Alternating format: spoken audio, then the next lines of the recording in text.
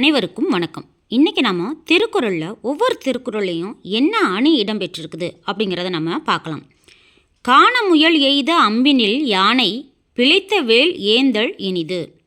காட்டு முயலை வீழ்த்திய அம்பினை ஏந்துவதை விட யானைக்கு குறிவைத்து தவறிய வேலை ஏந்துவது பெருமை தரும். பெரிய முயற்சி பெருமை தரும். அதாவது உவமையை மட்டும் கூறி கருத்தை உணர வைப்பது. பிரிது மொழிதல் அணி. இந்த குறளில் இடம்பெற்றிருக்கிற அணி பிரிது மொழிதல் அணி. நவில்தொறும் நயம் போலும் பயில்தொறும் பண்புடையாளர் தொடர்பு.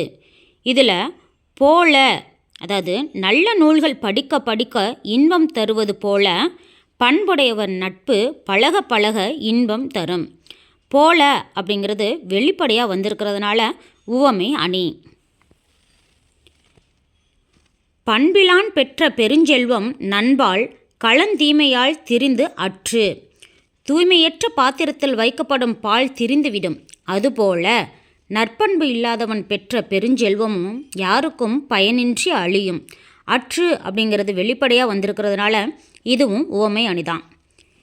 இதில் சில மதிப்பீடு கொடுத்துருக்குறாங்க. 1 மார்க்ஸ் பார்க்கலாம். ஆண்மையின் கூர்மை பகைவருக்கு உதவுதல். வறுமை வந்த காலத்தில் ஊக்கம் குறையாமல் வாழ வேண்டும்.